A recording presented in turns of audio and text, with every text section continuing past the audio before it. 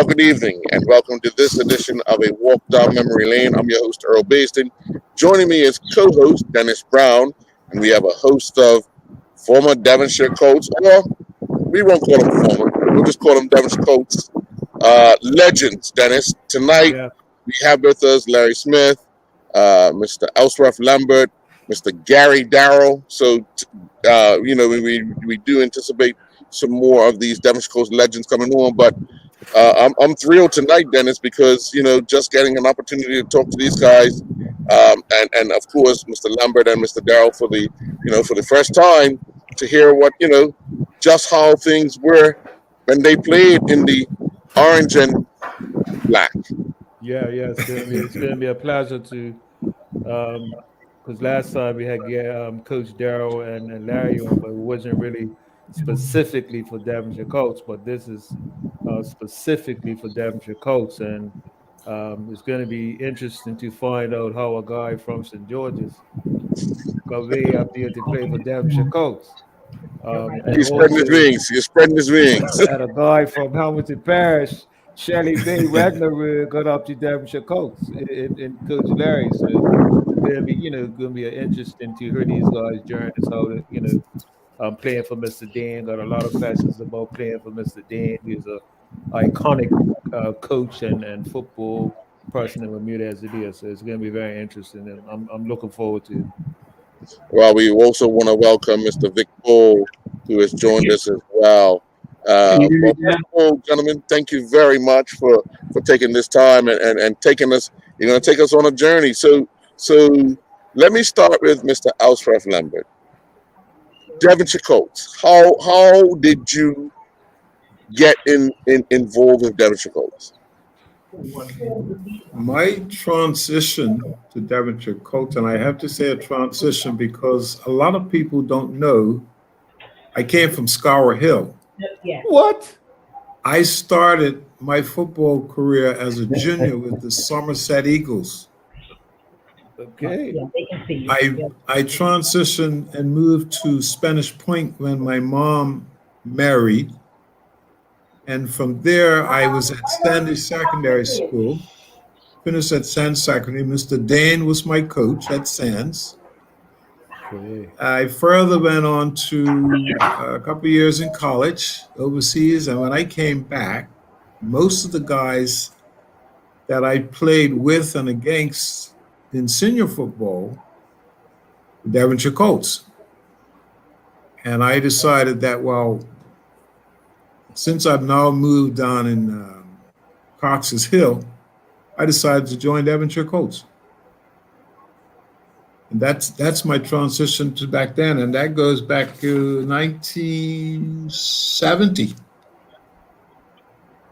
I started there my senior football started in 1970 with Devonshire Colts, but I played enjoyable soccer commencement program with the Somerset Eagles. Okay. Dennis, you almost had him. Yeah, I wonder why he didn't come further west. You had to blame my mom for that. She moved me east. Okay. And good evening, Mr. Bull. How are you? Take us through how you got started in Devonshire Colts.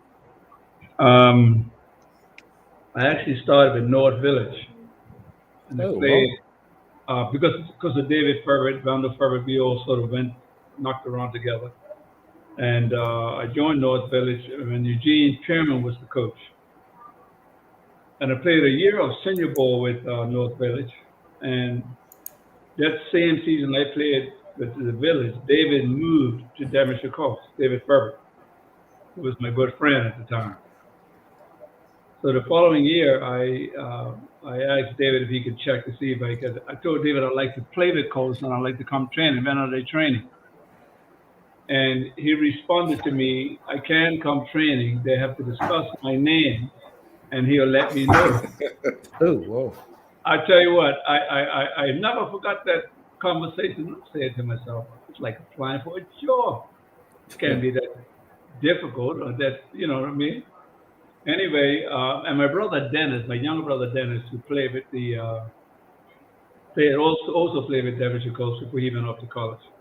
And that was another reason why I went to the Colts. But anyway, David took my name forward, and he got back to me, I guess, within about 2 weeks. And all the time I'm waiting, he said, "No, he hasn't got back to me yet." So he gets back to me and he tells me that, I've been approved, I can come training. And I showed up at Pro Field the same day that Elsef showed up. Harold Madeira showed up the same day for the first time. And that began my stint with Colts. And I also clearly remember Mr. Dane getting us together, Elsworth, myself, and Harold. And he said to us, "You can train with us, and we'll let you know by the end of August whether or not you're successful." And that also arrested my attention. I'm saying, I'm come to play football. Why can't I stay? But they had a standard. Devonshire Colts had a standard, and I was also drawn by the lifestyle philosophy of the Devonshire Colts. No drinking, smoking, da da da da. So that began my journey with Devonshire Colts for 19, 20 years, I guess. And of course, Larry Smith, Devonshire Colts for you. Yes, Earl, Devonshire Colts for me. I I I got involved in Devonshire Colts. I was a police cadet, and they were at that time where we trained or where they trained. It was done by Devonshire Rec. The little park, Probably. Frog Lane. And I think I was on my little police bike. I was a cadet, and I was taking something to one of the houses of policemen because there were police houses down there. And I saw them training. And I said, I wonder if I can join that. So I think I rode in and I asked the question, and I believe I got the okay. And I did believe Mr. Dane says, okay, well, this is our training. Come back down and we'll see whether or not you know how to play. And that was obviously how to play must have pleased him. So that was my Devonshire Colts career. And And coming through, I think the thing that impressed me a whole lot was he was very strict, and of course I was in an environment that strictness is the key because I was a police cadet, and so they both married up and helped me to be the guy that I think I am today. With his discipline and the discipline of the police service helped me to be a disciplined, not a perfect guy now, a disciplined guy. And so, and then the rest of the guys, Ellsworth and Vic and Gary and the list goes on. And we had a happy family. I've never been in a club. Devonshire Colts is my first really and my first love. So I've never been in a club that I've seen the camaraderie so good, like brothers and then when the girls came around, like brothers and sisters. And for Mr. Dane, I think that as we grew and as I grew in Devonshire Colts, um, and then as I got older and I got into the coaching environment, I'm talking about years later, I discovered that the many football books I've bought and read,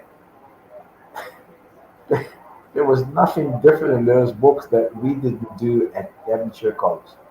And I always tell Mr. Dane when I have the opportunity that he was ahead of his time when it came to coaching. A lot of people nowadays are just called them by different names. He used to say hunting in packs. What are they saying nowadays? Pressing. Same thing. Hunting pack or pressing. And I laughed when I first heard it. Pressing. I said, what the hell is pressing? And I said, pressing is only hunting in packs. And that's what hit me. Devonshire Colts. hunting in packs. So that was me, and I actually ended at Devonshire Colts. Sure. And I saved Mr. Gary Darrell for last because I knew Dennis is quite interested in trying to figure out why young man from the East would end up. Well, Devonshire Colts played in the East too, so don't worry about it. But Mr. Darrell, your journey to Devonshire Colts. As of everybody else, because Mr. Dan had been a part of my footballing career since 1959 at East End Primary School. So when I moved out of St. George's in 66, 67, went on to the Penham Games and came back. I was living in Pembroke, St. John's Road. I was asked if I would come to the Colts.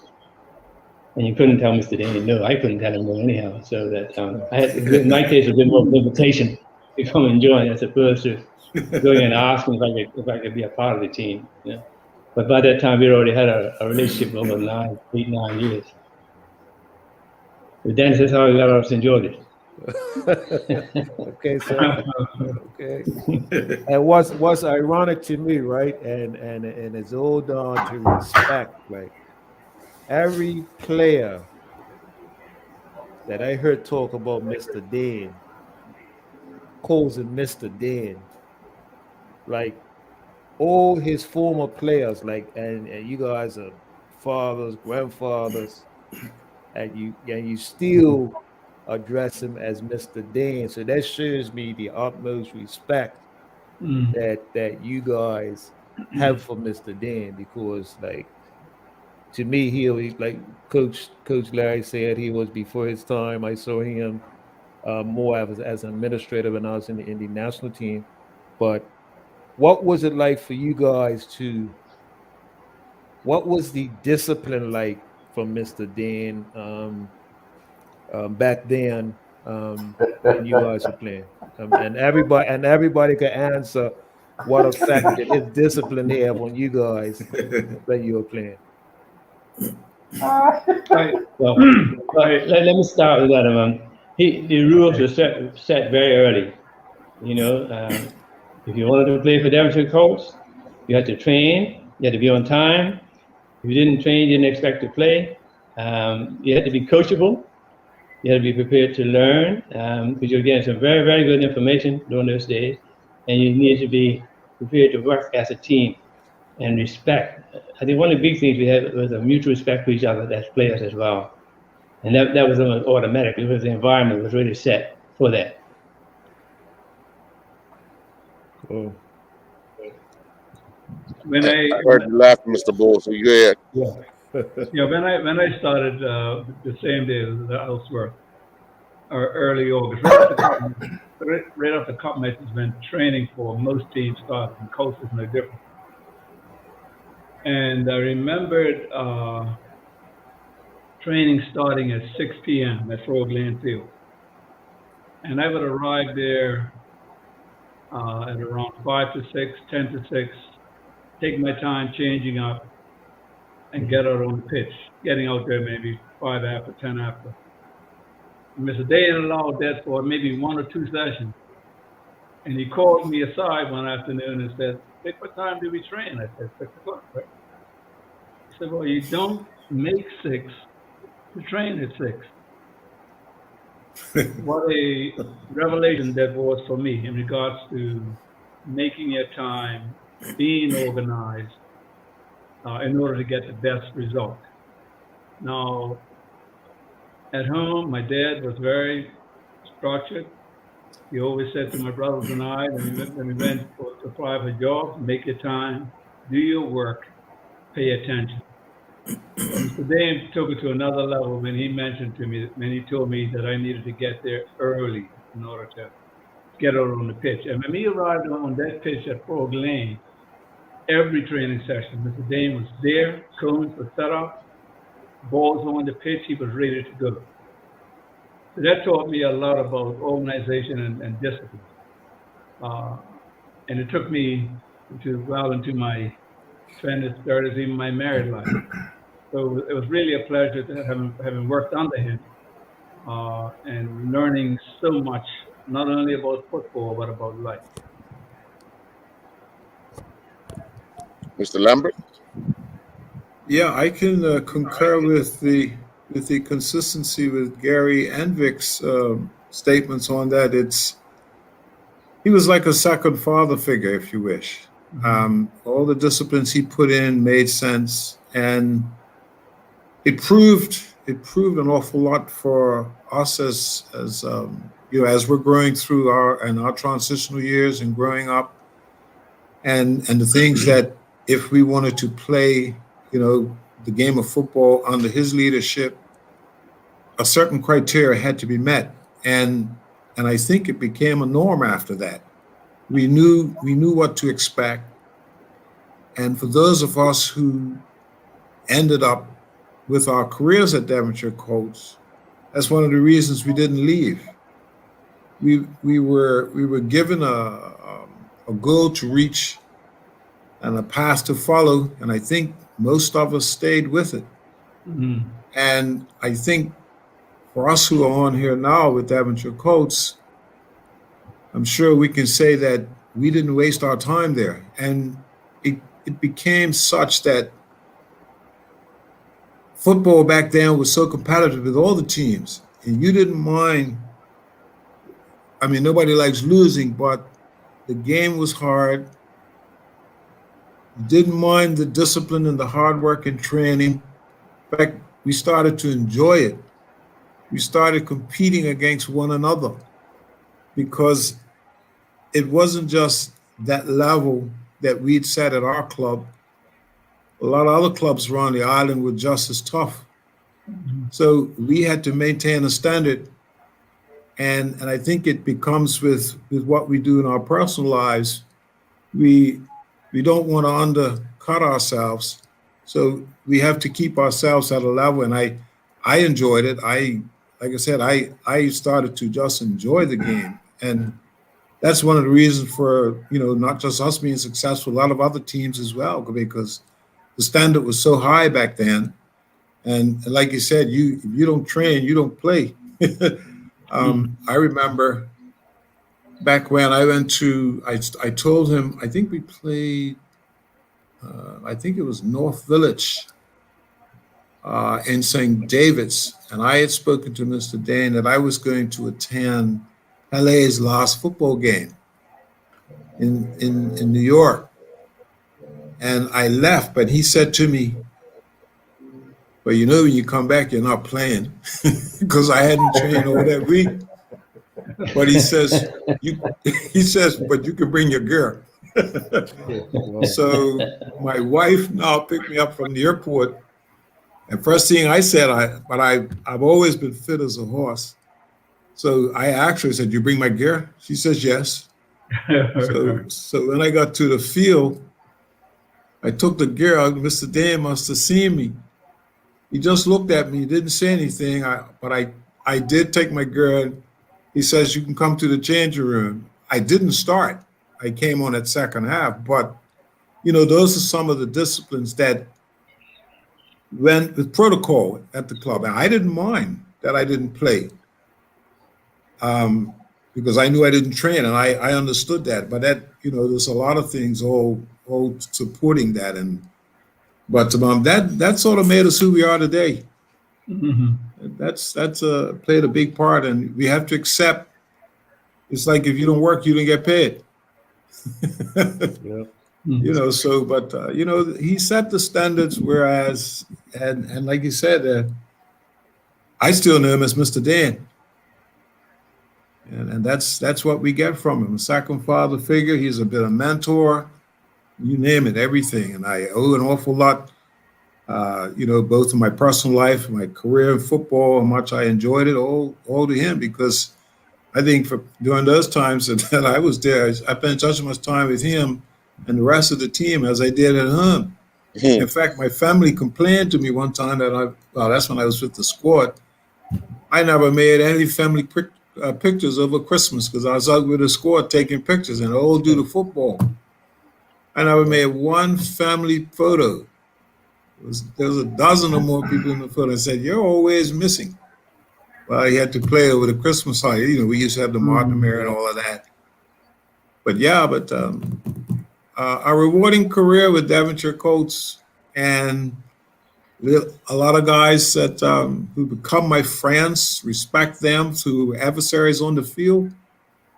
You know, we respect all of that. And that's one of the disciplines we were given as well. Yeah, they're your adversaries on the field, but they're not your enemies. They're still your friends. That's right. Yeah. Yeah. So, Coach Smith. Well, these guys have said most of it. I'm going to start with elsewhere. I have never called him anything else but Mr. Dane. And there's some lasting memories of how this guy has helped to not only develop me, but to develop Devonshire Colts. And I'm mindful of how he always wanted us to be a good, not only good team, but good citizens and good friends. And he didn't want one guy to be higher than the other guy. I'm remindful of a training. We guys used to warm up. It may have been a preseason or we were doing something. And we had to run from down Frog Lane all the way around the block. And I told the story the other day at the dinner or the lunch. and Ellsworth, Vic, those guys were always up front. Always won the warm-up run. And I know one day they came back and we were sitting there puffing. And Mr. Dame comes up and says, okay, go again. Go again. We ain't got no energy to go again. Anyway, we went again. And the same thing happened. The same 2 or 3 guys so far in front of everybody else. So he sat, he didn't say anything, and we caught our breath again. Then he told us to go a third time. And I think the third time we caught on.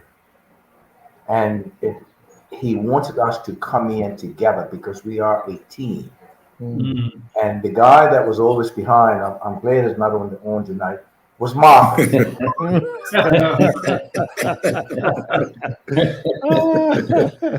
And when we caught on what he was trying to convey to us about teamwork, a few of the guys that were always up front actually pulled Marcus over the last hill. and then we let him go when we got closer to the end, right? Because Ellsworth always wanted to be first, okay? and Marcus is now up with the group. And when we stopped, he looked at us and he was so happy. He said, see, there you go. That's what I've been trying to tell you. You play as a team. And from that day forward, Devonshire Colts went from strength to strength. We became good friends. The training regimen, I've never seen it. I inherited this as I began to start coaching. If you can't train, you can't play. And the only time I got away with not able to train is when I became a constable and I had shift work. And even then, it was a little difficult, you know what I mean? But we were competitive. Sometimes we were so competitive. I was telling Vic the other day, but he didn't believe me. Sometimes we were so competitive, like if you got into Devonshire Colts team and you're playing well, you stayed into the team. And I think because I was a right back and a left back, I was always in the team. And I remember we were doing a training session one time, and Vic hadn't had a game for a little bit. And I told him that he took me out in training. I won again. That's it. The ball on the man. I won again. He really didn't mean it, but he wanted to play, right? Oh yeah. And we didn't fuss over that, you know. I said, Victor, what are you doing? He didn't say that he wanted to play, but I said, yeah, that's not how you want to play. Because I was never on the team. If I wasn't playing left back, I was playing right back. So I was always in the game. But even that, man, showed us something that was so we're so Devonshire Colts that we want to play football with each other. And it was that lesson that was taught, going around that block 3 times, it hit home to me even today in my coaching environment, that you have to play team. There's no big boy and no small boy. And that's what made coaching, that's what made training competitive. Guys were afraid not to train, man.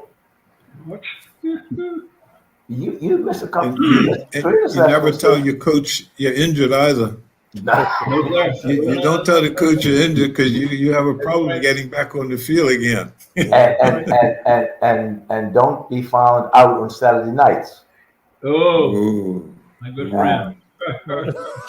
My boy used to drive cab, man.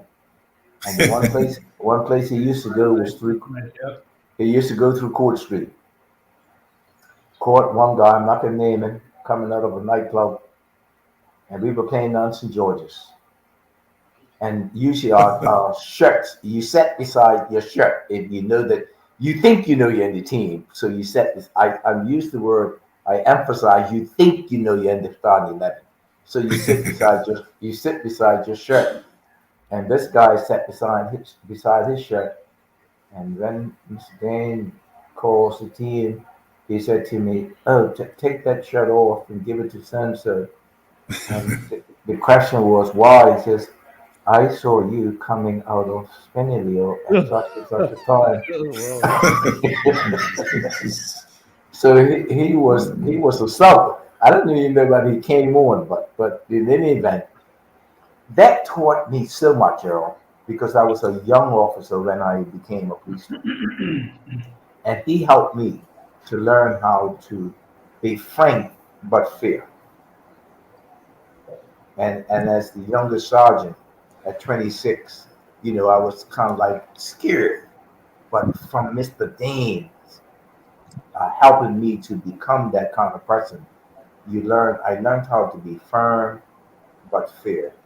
So everything about my young life, even up to today, because we still call him Mr. Dane, it's Mr. Dane. Mr. Dane has helped my pathway right throughout my entire life. And that story was one that I want to say Hubert Douglas told me about. So I'm calling names. I know that was Hubert Douglas. Dennis, before you get back into that, let's take a quick commercial break. Then you can jump right back into that. Right. We'll be right back.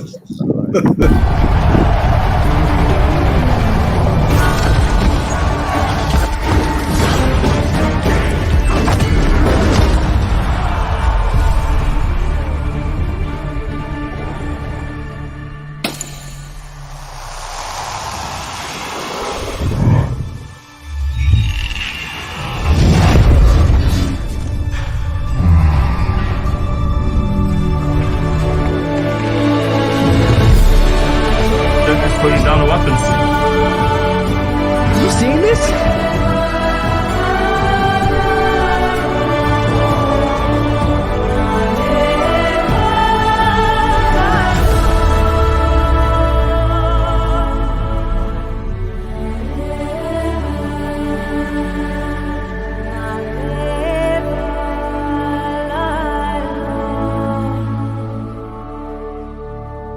We're featuring a range of remarkably effective household cleaning solutions made with ecologically sound ingredients and pleasing fragrances from Ecos, a company with over 50 years experience producing plant-powered cleaning products. The founder was a veteran chemist in the cleaning products industry and started up Ecos as a response to the harsh chemicals he had routinely encountered. Try Ecos non-abrasive cream cleanser, vinegar window cleaner, and in spray bottles, Orange Plus and Parsley Plus cleaners, shower and floor cleaners, furniture polish, and stain and odor remover. Lindo's, why go anyplace else?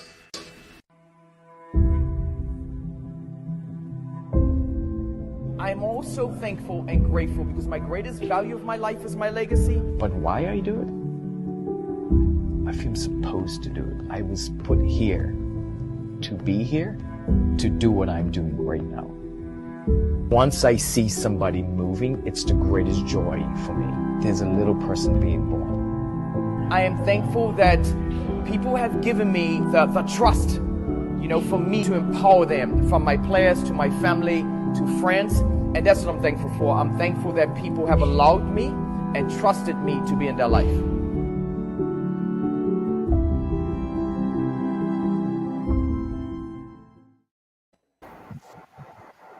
And welcome back. Well, Dennis, you're telling secrets and you're calling people's names. No Yeah, secrets brother. on this, no secrets on this show.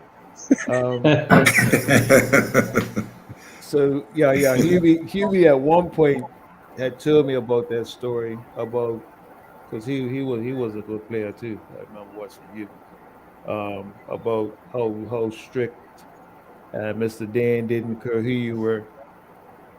If you ran against the policy of the team, which I respect to the hilt, you know what I mean? My favorite player actually came out of Devonshire Coast, and I was a little disappointed that he didn't come on tonight. That was Marcus Douglas. That was the guy that I really admired, because a lot of things in this game I tried to tailor my game a lot of how he played. And to me, he liked to go forward as a center back. He could play at it with his feet. He read the game well, good organizer and stuff like that. But a lot of people I talked to about Marcus is that they thought he could have been further. How do you guys think of Marcus as a player, and what could he have given more to himself and to Bermuda? Yeah, there's no question he could have done more, but just like most gifted players, Marcus was lazy. Okay. He didn't like to train. Oh, wow. He trained, but he didn't like to train because He didn't like had to so work much talent hard. and ability. So much talent and ability, that I think that he was one of the players that could get by with not being as fit as everybody else and still do an outstanding job. And certainly, if he did, I think he did play in the United States for a little bit. And if he wanted to, he certainly could have played anywhere with the ability that he had. Well, Yeah, he was a fine. Well, Gary said it all. Lazy. He knew he was good, but he also knew he could play. And so that was the Marcus that we knew, and that was the Marcus that we had to pull up a heel, because he didn't want to do the hard running.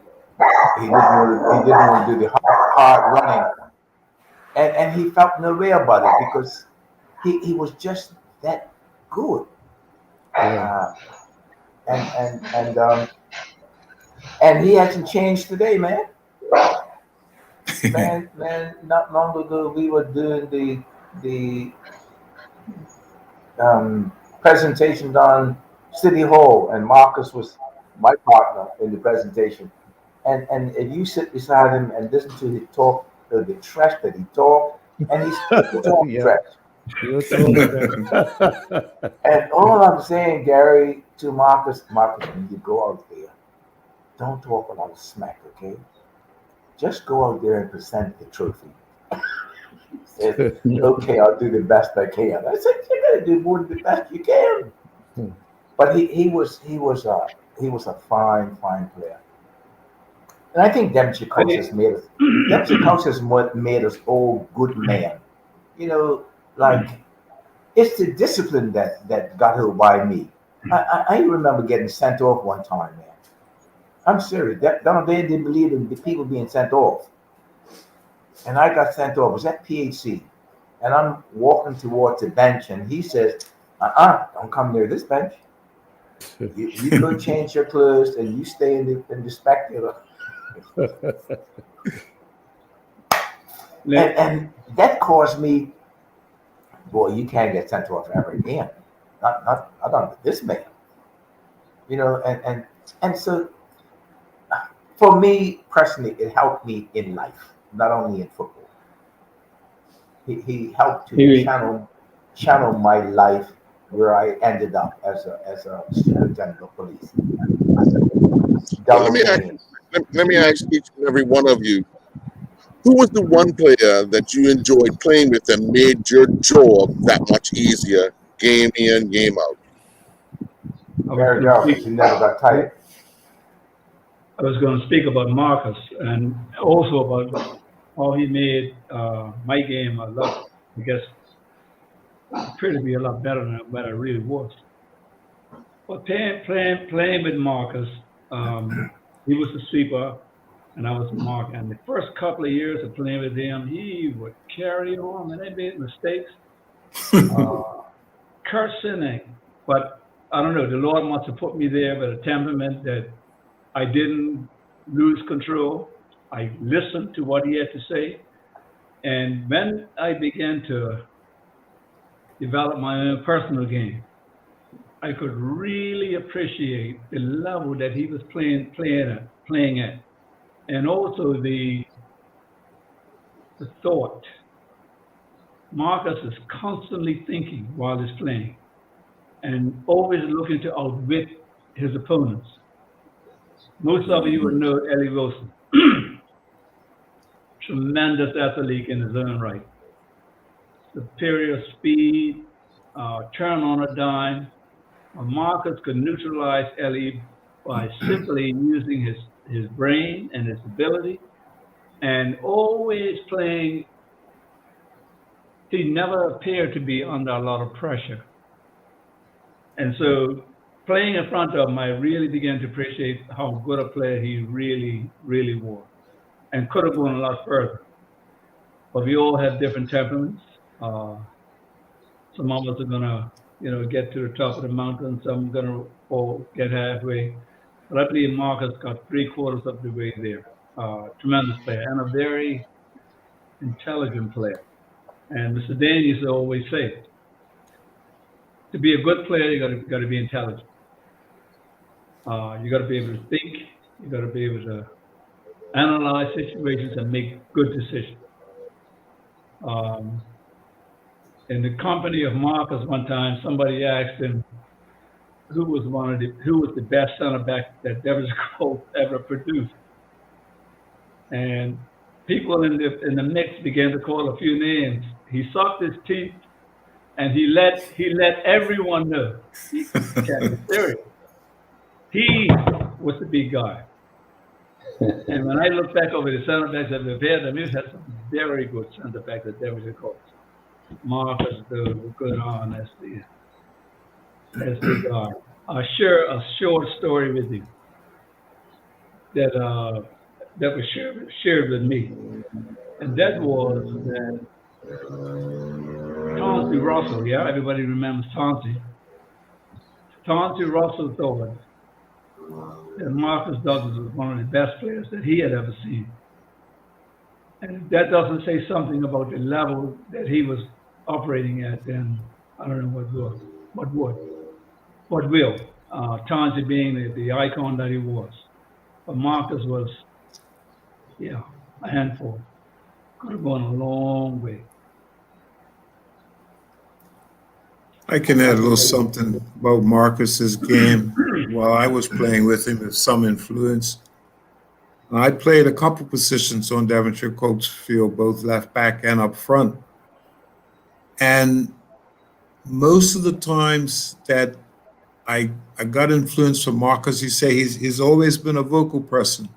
He'd be playing the game, putting himself in good positions, and at the same time, I could hear him and still doing my job. And he's sort of making sure by just encouraging me, it's like it's on and I hear him. He gives verbal instructions from behind.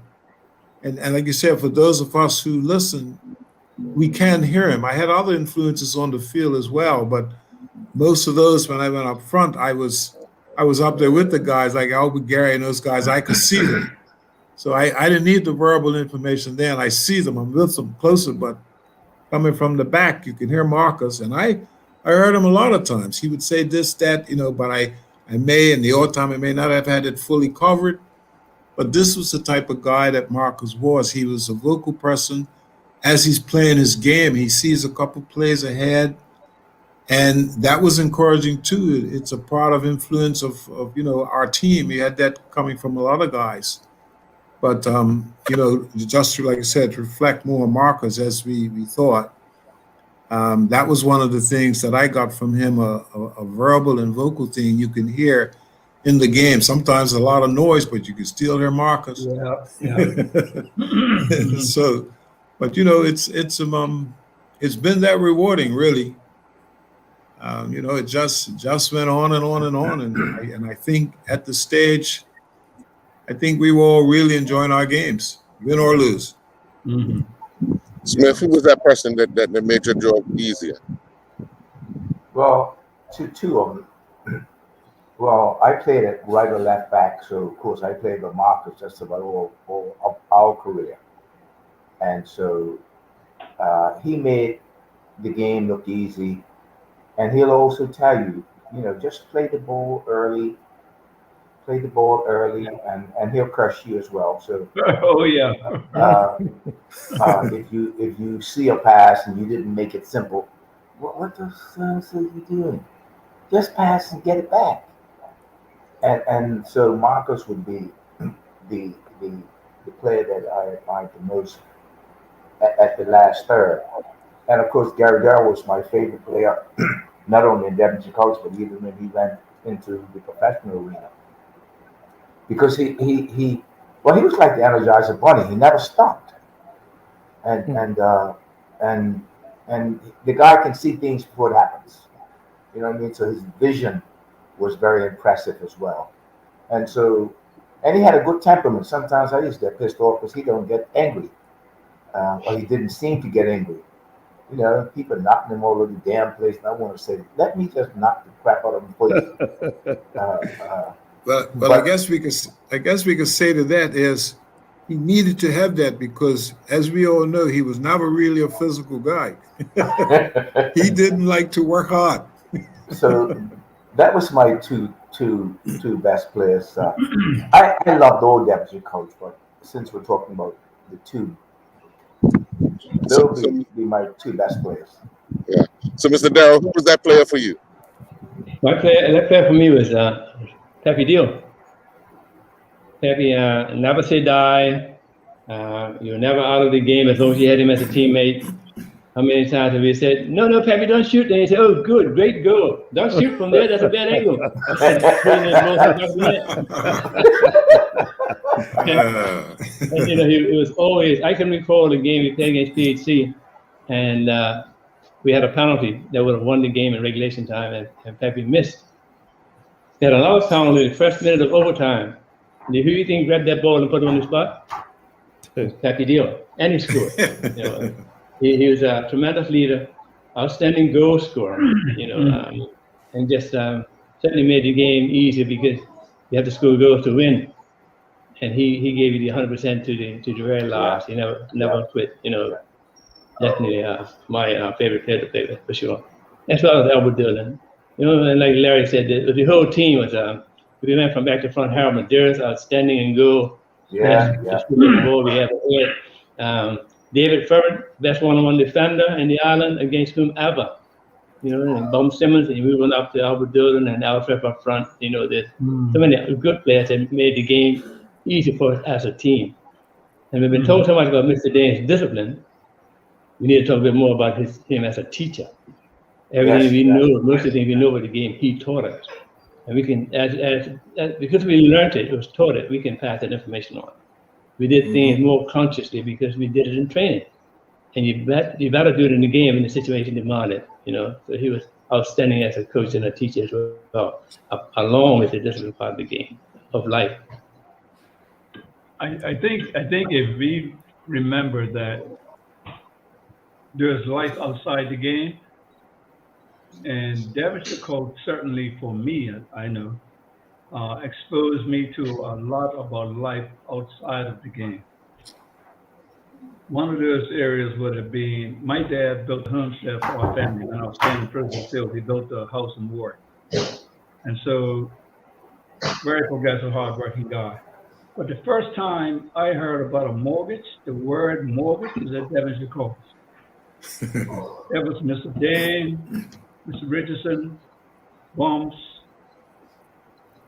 all standing around, everybody standing around talking. Training is done. It's dark at Grove Lane now. It's dark. And they're talking about mortgages and purchasing a house. And I'm trying to analyze what this word mortgage meant. And I realized, oh, it's like a loan. Okay, I got that. So Colts offered, for me personally, a lot more than football. And a conversation outside of training one evening again, Mr. Dane is talking about discussing different things about life. And the topic came up about making decisions in your home as a married person. And Mr. Dane said, well, you know, my wife and I will discuss every decision, but I will have the final decision. And for me, that showed leadership. It showed he was the man of the house, and I never forgot that statement. And so if there was any discussion in the house, guys, I would do the same thing. I would make the final decision, because at the end of the day, we as the men will be asked to accept that responsibility. And if you don't, it'll be conveyed on you. So Colts was not for me, not just a footballing club, but I learned a lot about life skills and what's required to be successful in life. When I coached at Colts for a couple of years, we had a number of players that weren't working. Well, Larry, I fell back on Devonshire Colts standard. If you're not working, you can't play here. Yeah. You have to find a job. I would say 3 or 4 players are still in their careers today and doing well.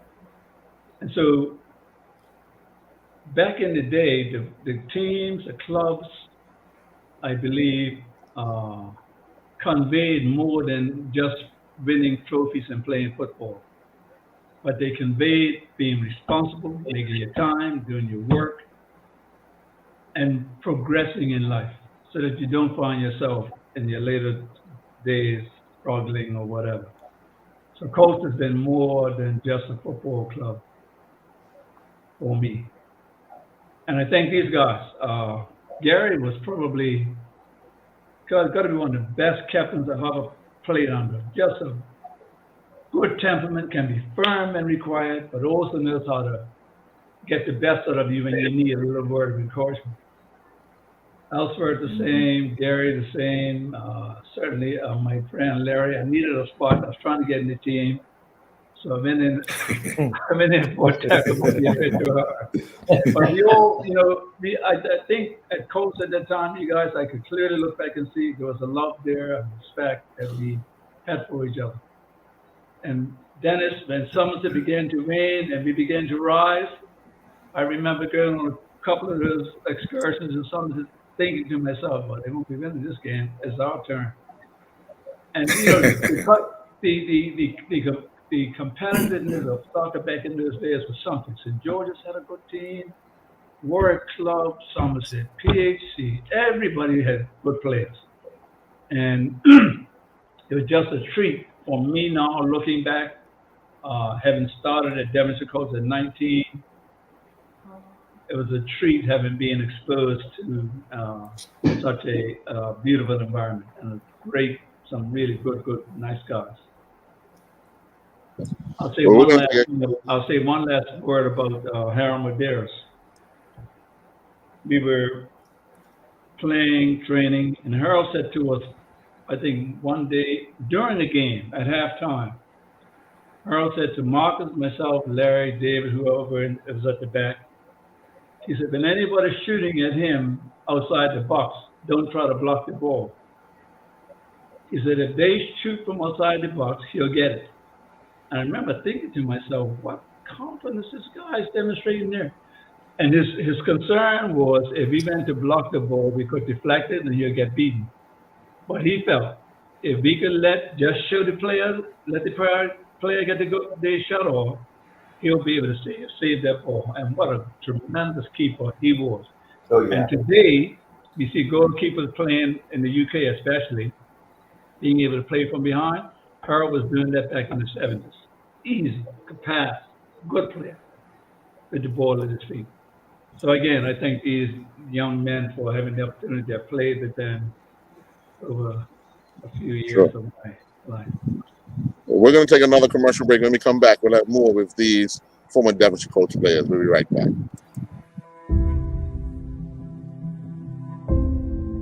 I'm also thankful and grateful because my greatest value of my life is my legacy. But why I do it? I feel supposed to do it. I was put here to be here, to do what I'm doing right now. Once I see somebody moving, it's the greatest joy for me.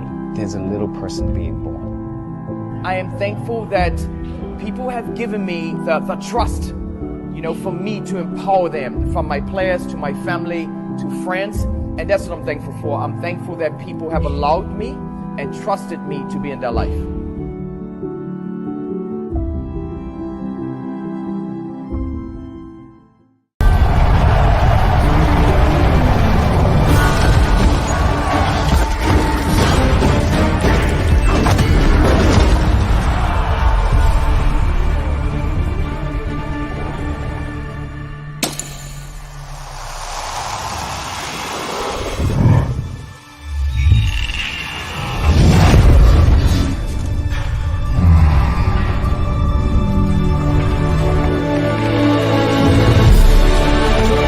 Putting down the weapons. You seeing this?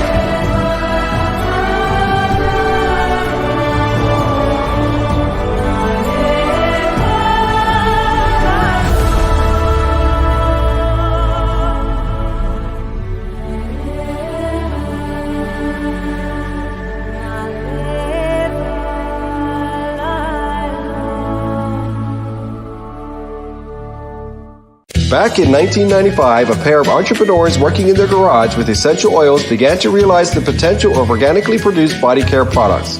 Now, in a 56,000 square foot facility, EO products are shipping to millions worldwide, an inspiration to aspiring family businesses to be sure. EO products were the first in their field to follow the quality and safety guidelines established for organic foods in their production of high-end organic body care products. This month we're featuring EO Lemon Coconut Lotion. Lindo's, why go anyplace else? Onward. And welcome back. Dennis? Yes, one of the things I really respected about Coach over the years, like you guys said, you guys had a lot of quality guys come to your organization. One of the guys I always admired, one of the players I always admired outside of Marcus was Lorenzo Simons. He taught me so much when I first came into the national team as a youngster, and I would always have the greatest respect for what Lorenzo taught me. I mean, because he didn't have to. But at the end of the day, he taught me so much about my game, to improve my game going forward. So yeah, just looking back at them, Coach, they had so many quality players, like you said, from Marcus to Hubert to Dilly Dick to Danny Robinson, Terpsty Shields, people don't really know about, Damon Simmons, and the list goes on and on, like the quality that came to Devonshire Coach.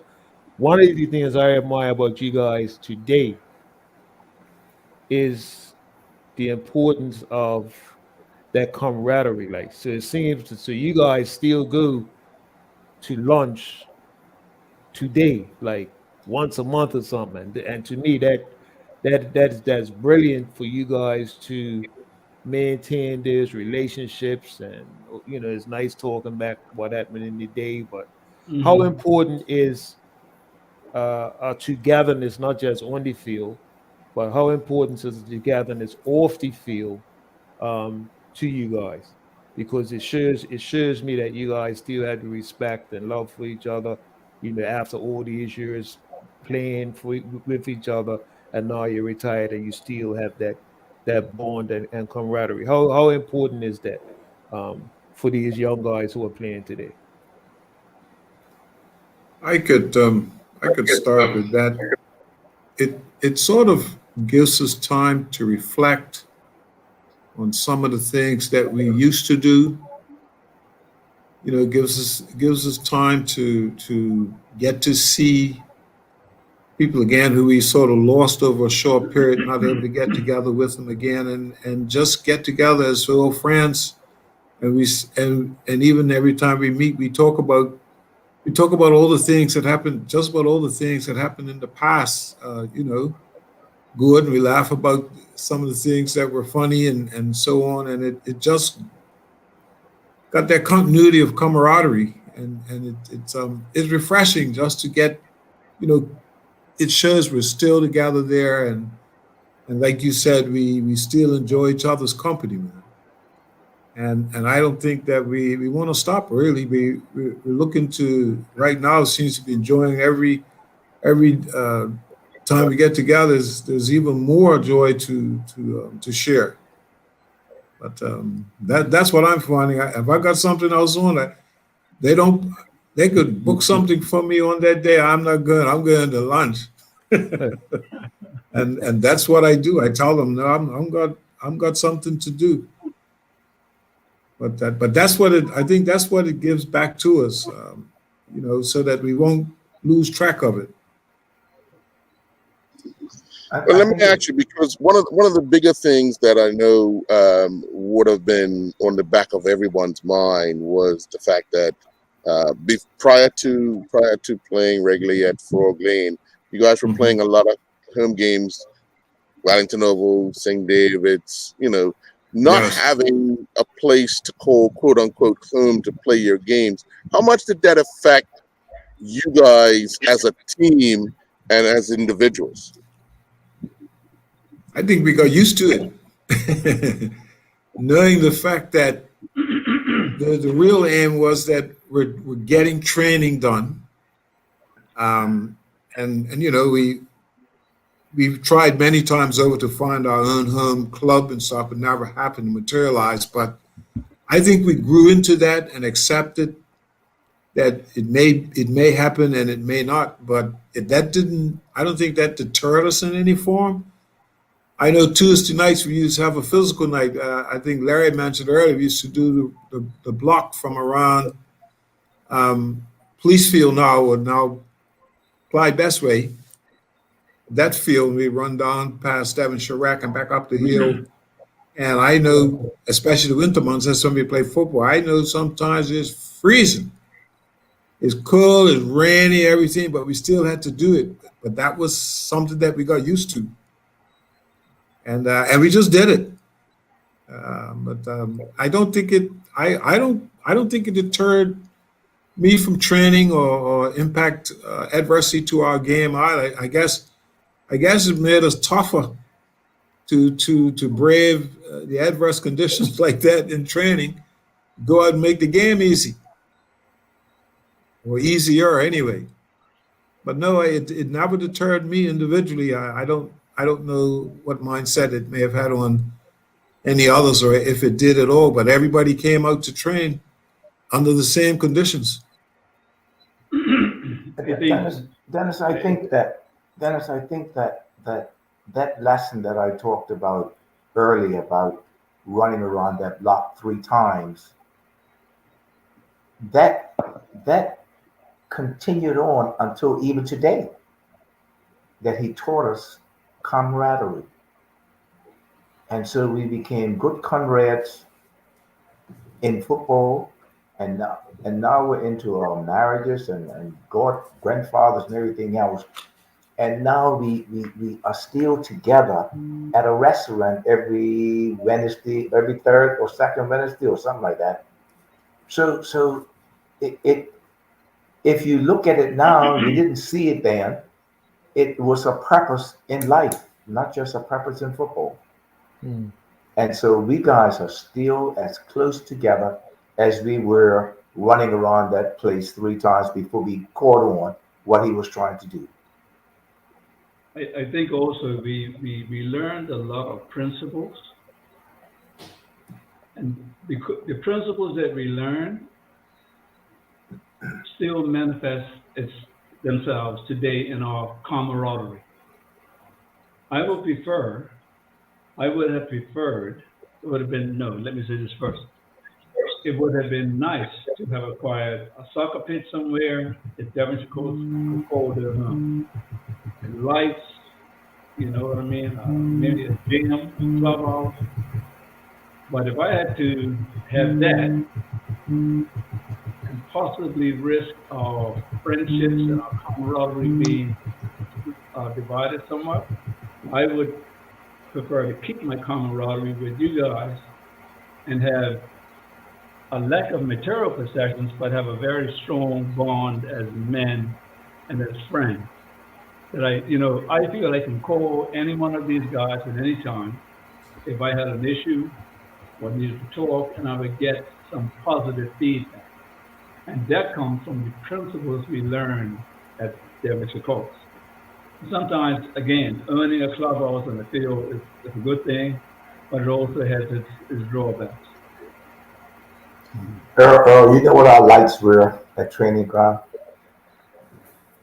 When the darkness came, staying, Vic, you know what our lights were on our training ground? When darkness came, we had to turn on our car lights. To train. That was our floodlights. Yep, start the cars and let them run for about 20 minutes or half an hour. All the lights on a high beam. All the lights on high beam. That was our floodlights. See, Dennis, we were still.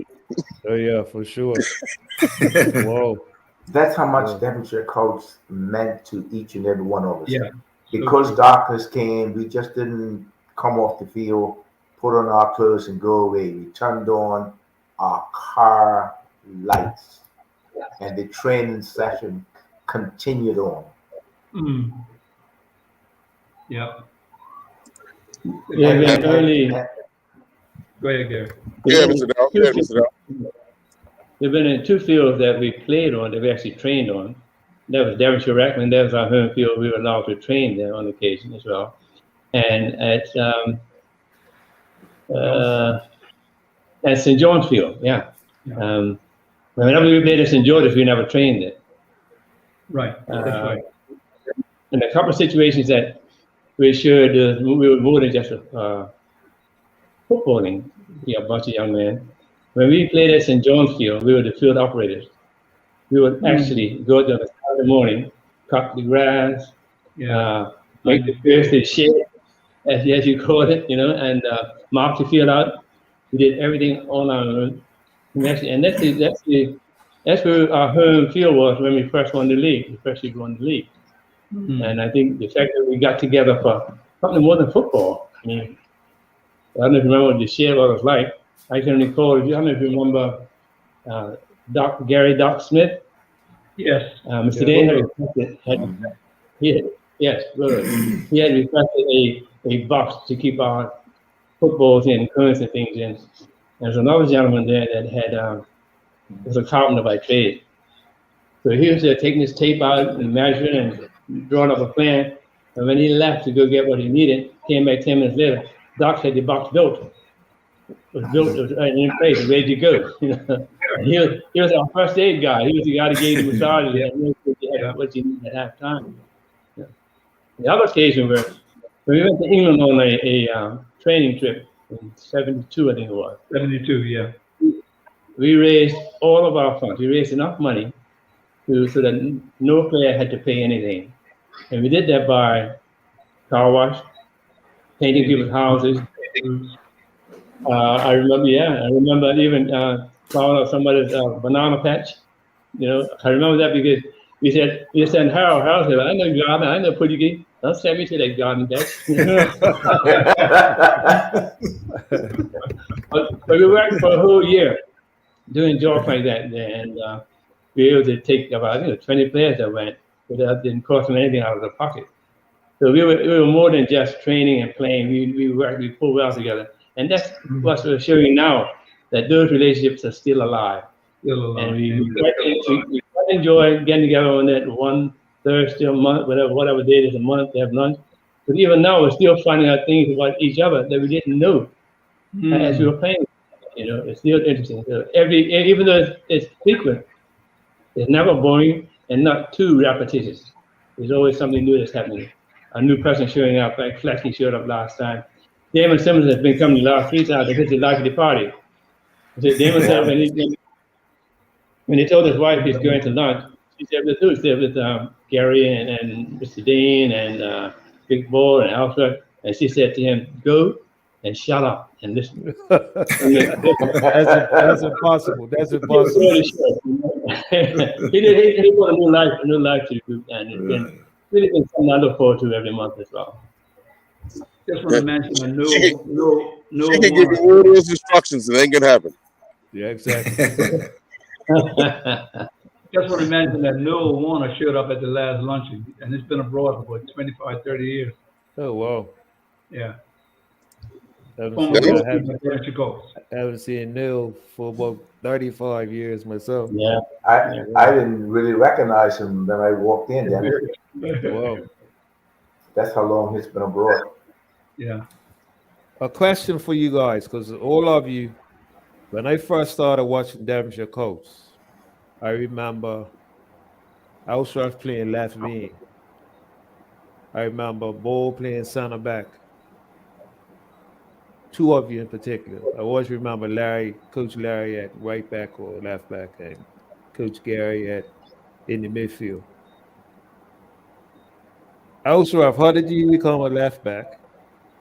And then I also remember Mr. Bull being converted to a striker, like later on in his playing career. So, and I remember Larry telling me a story about he used to think he was Larry used to think he was a winger until Mr. Dean brought him down to earth and told him whatever.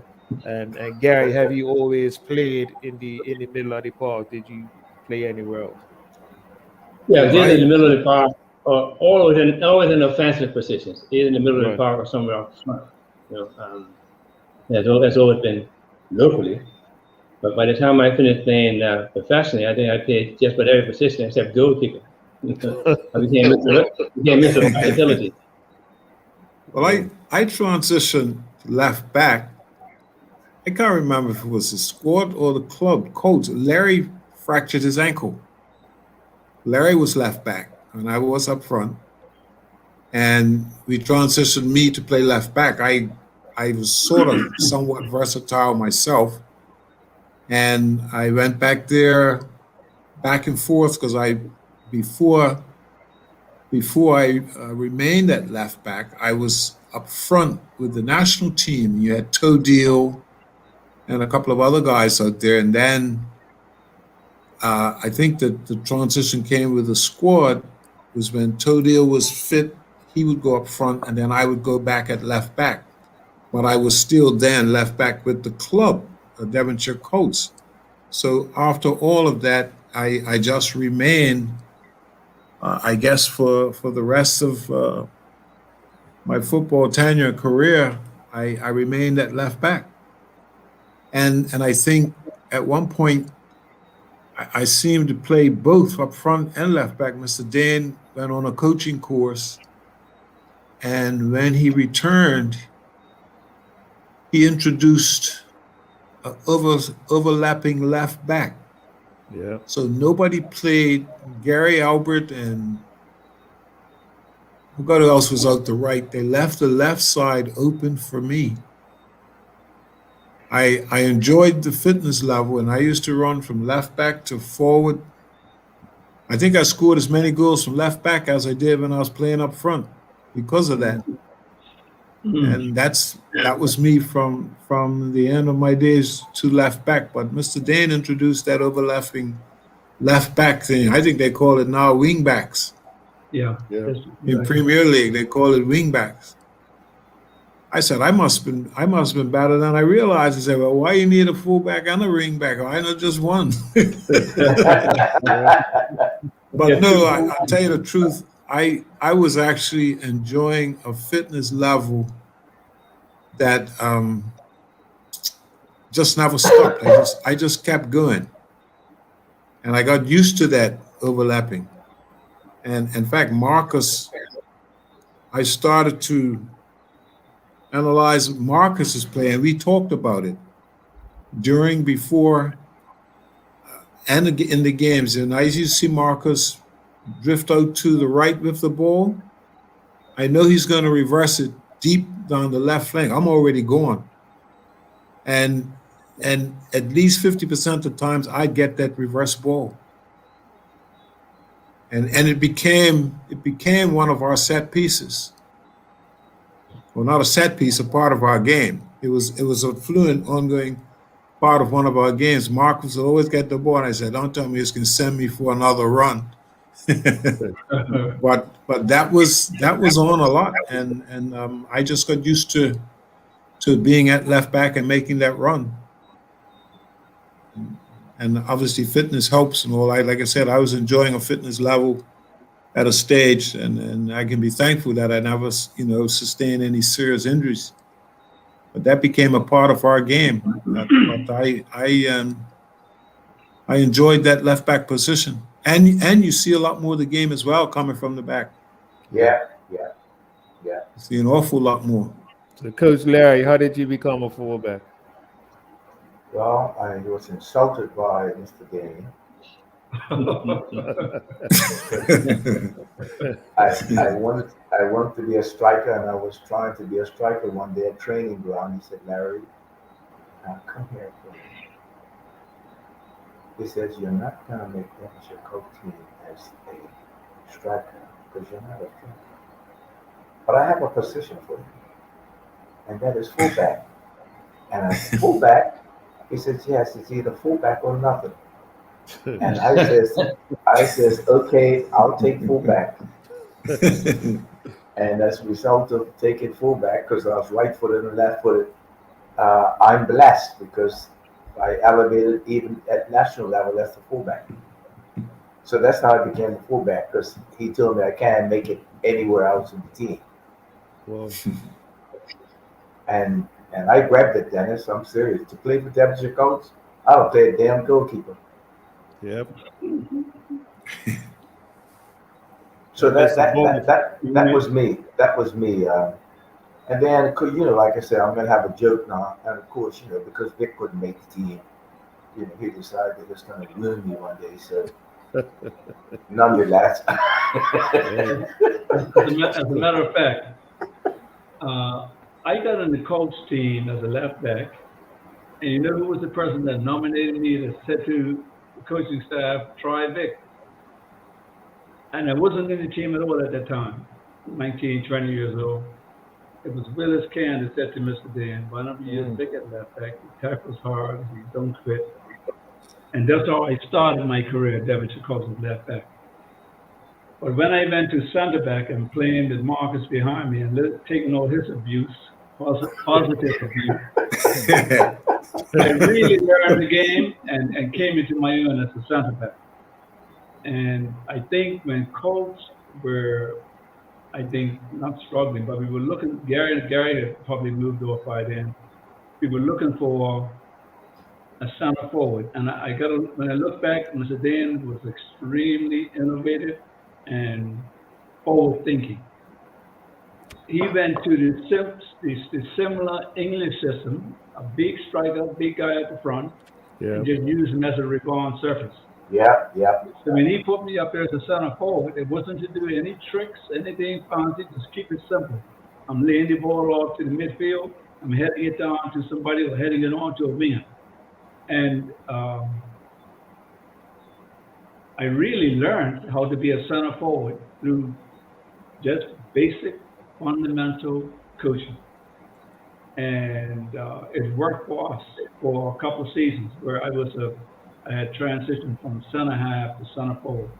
But as a center forward, just doing the simple thing, heading the ball on, heading it down to the midfield, knocking it to the midfield, creating space for those guys to work in. And I enjoyed both positions, more so my center back position. But Mr. Dane's innovativeness kept us going for a number of years when we did not have an all-out striker to put it at the center forward spot. Well, Dennis, we'll come to that time. You have any final questions? Yeah, my last question for everybody is just tell us briefly about your most memorable moment or most memorable game playing for Devonshire, Coach. Before we go. We'll start with you, Mr. Smith. I think mine would be, and I don't remember the score offhand, but we talked about it at one of our luncheons. I think it was beating Somerset to death up Somerset. After them cutting our backsides over and over again, we went Somerset and we really hammered Somerset. That was the game of my career. 6-2 or something like that. 6-2. Yeah, something like that. Yeah, man. I said, man, this is the best thing that's ever happened to me, Earl. We have busted Somerset's backside. Because they would beat us and almost like trample over us, you know what I mean? I said, boy, this is payback time. And we played out of our skin that day just to beat Somerset. That was my most memorable match game. And I think my second one would be scoring my only goal on the BA. I didn't really mean it. It's just the ball came to me and I just fired. And next thing I know was in the net. So I scored one goal in my entire football career. Whoa. Not many people would admit that, Mr. Smith. Whoa. You meant it. The ball came across. I just struck it. That's all. Mr. Lambert? I don't have any individual most memorable moments with the club. It's just that 71, 72, 70, 73 when we started to win championships, because it was, my initiation into the club then, and just after I started with the club, and the enjoyment that I noticed that the team was starting to excel. And we used to go to Robert Bernard's gym to do physical exercises, stretching and everything else. And we were doing beach work and all of that. And those were the most memorable. And I think guided me to a lot of physical fitness transitions that propelled me and allowed me to do so many things in the game that I never did before, or even think that I could do, only through that fitness program, and that the team was really starting to perform and started to win championships. So those back-to-back years, and it transitioned further on to that because we started winning more trophies every now and then. Those were my most memorable, from the 71-2 and 72-3, when we started to win trophies. The league championships. We had a lot of good football being played then, and it was competitive year in, year out. But those were the most memorable times from that transition. And of course, we went on to do other things as well, but nothing stood out more for me than those, when we started to, really show our worth for all the hard training and hard work that we put in, started to get rewards. Mr. Ball? Yeah, I think the 1971-72 season when we won the league was really a highlight for me. In addition, I would think the night we played Social Club at Devonshire Rec, and we beat them 4-3 after being down 3-0 in the first 15 minutes. But what I remember about every one of our players that night, man, we were 3-0 down in 15 minutes. Two deal, now lose, peace. Literally tore us apart in 15 minutes. Scored 3 goals. We went off the field. I remember saying to myself, they're not going to win this game. And they're not going to win the game because we're too good a team.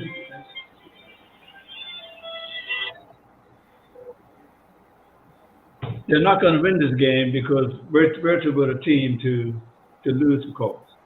In any case, and none of our players, nobody in that team complained, bickered, fussed, or carried on.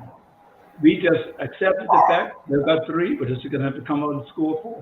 Yeah. And that's what we done in 90 minutes. We came back out and scored 4 goals to beat Social Club 4-3.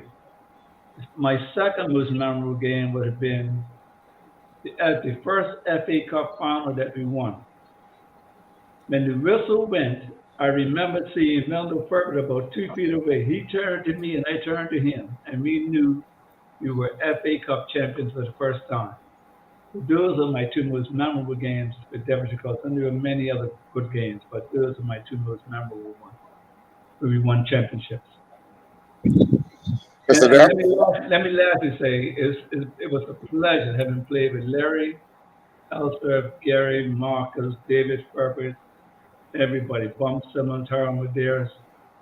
All these guys taught me a lot about football and about life. Mr. Darrell? Yes, okay, I have two. Somewhat similar to what Vic was saying. I remember playing PHC at Devonshire in a friendship semifinal, and the game was tied at 1-1 at the end of regulation time. At the end of the first period of overtime, we were down 3-1. And we went on to win the game 6-3. We scored 5 goals in the last 15 minutes of overtime.